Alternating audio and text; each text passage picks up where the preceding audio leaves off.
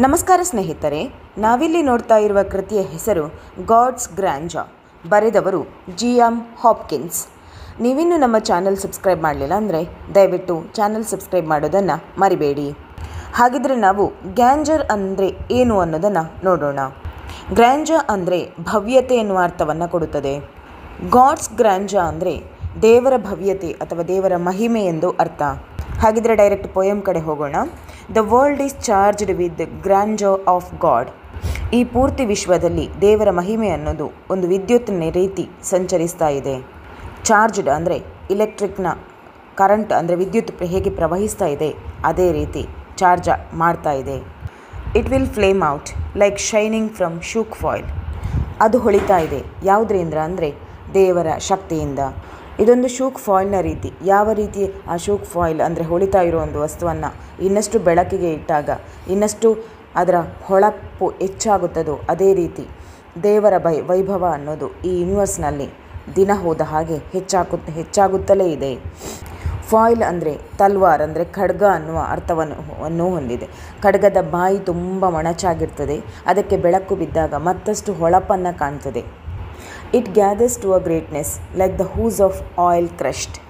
ಈ ದೇವರ ಮಹಿಮೆ ಅನ್ನೋದು ಒಂದು ರಿಚ್ ಆಗಿರೋ ಆಯಿಲ್ನ ರೀತಿ.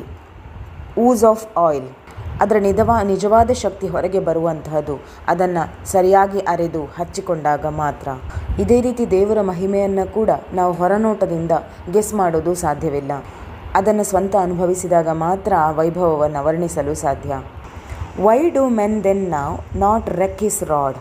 ಇಲ್ಲಿ ಕವಿ ಪ್ರಶ್ನಿಸ್ತಾ ಇದ್ದಾರೆ, ದೇವರು ಮನುಷ್ಯರಿಗೋಸ್ಕರ ಇಷ್ಟೆಲ್ಲವನ್ನು ಮಾಡ್ತಾರೆ, ಇಡೀ ಯೂನಿವರ್ಸನ್ನು ಚಾರ್ಜ್ ಆಗಿಟ್ಟಿದ್ದಾರೆ, ಆದರೆ ಮನುಷ್ಯರಿಗೆ ಯಾಕೆ ದೇವರ ಮಹಿಮೆ ಗೊತ್ತೇ ಆಗ್ತಾ ಇಲ್ಲ.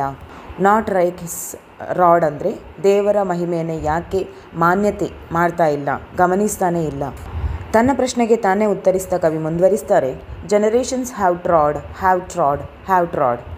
ಹ್ಯಾವ್ ಟ್ರಾಡ್ ಅಂದರೆ ಮುಂದುವರಿತಾನೇ ಇದೆ.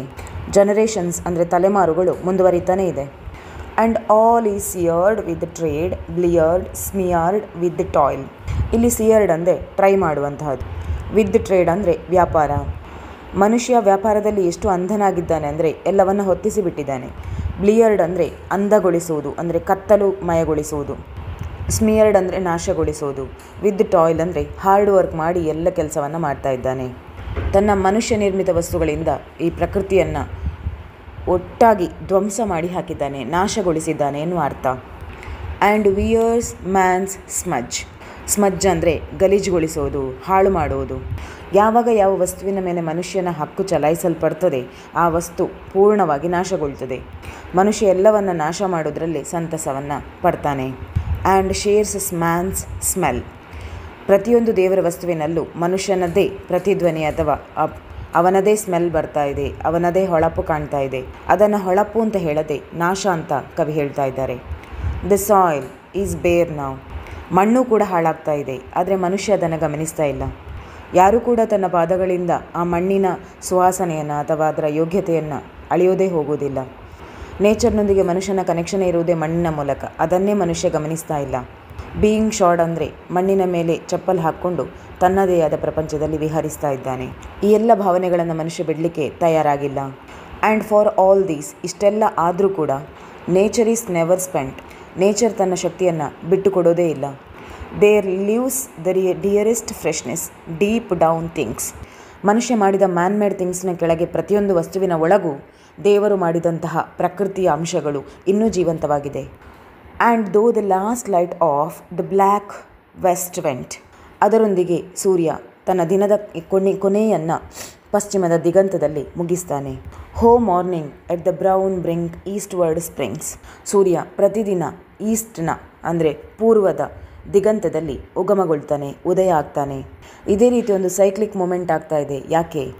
Because the holy ghost over the bent world broods with warm breast and with bright wings. ಒಂದು ಹಕ್ಕಿ ತನ್ನ ಮೊಟ್ಟೆಗಳನ್ನು ತನ್ನ ರೆಕ್ಕೆಗಳ ಸಹಾಯದಿಂದ ಬಿಸಿಗೊಳಿಸ್ತದೆ. ಅದೇ ರೀತಿ ದೇವರು ಈ ಮುರಿದು ಹೋದಂಥ ಹಾಳಾಗ್ತಾ ಇರುವಂತಹ ಯೂನಿವರ್ಸನ್ನು, ವಿಶ್ವವನ್ನು ಅಥವಾ ಜಗತ್ತನ್ನು ರಕ್ಷಿಸ್ತಾನೆ ಇರ್ತದೆ, ಬಿಸಿಗೊಳಿಸ್ತಾನೆ ಇರ್ತದೆ, ತನ್ನ ರಕ್ಷಣೆಯನ್ನು ತೋರಿಸ್ತಾನೆ ಇರ್ತದೆ. ಸೂರ್ಯ ಮುಳುಗುವುದು, ಉದಯ ಆಗುವುದು, ಬದಲಾಗುವುದು ಸಾಧ್ಯವೇ ಇಲ್ಲ. ಅದೇ ರೀತಿ ದೇವರು ಮಾಡಿದ ಈ ವಿಶ್ವ ಇನ್ನೂ ಜೀವಂತವಿದೆ. ಇದರೊಂದಿಗೆ ಈ ಕವಿತೆ ಕೊನೆಗೊಳ್ತದೆ. ಈ ಕವಿತೆಯ ಸುಂದರ ವಿವರಣೆ ನಿಮಗೆ ಇಷ್ಟ ಆಗಿದೆ ಅಂತ ಅಂದ್ಕೊಂಡಿದ್ದೇನೆ. ಇಷ್ಟ ಆದರೆ ಲೈಕ್ ಮಾಡಿ, ಕಮೆಂಟ್ ಬಾಕ್ಸಲ್ಲಿ ಹೇಗಿತ್ತು ಅನ್ನೋದನ್ನು ಕಮೆಂಟ್ ಮಾಡಿ ತಿಳಿಸಿ. ಹಾಗೆ ಚಾನಲ್ ಸಬ್ಸ್ಕ್ರೈಬ್ ಮಾಡಿ. ವಂದನೆಗಳು.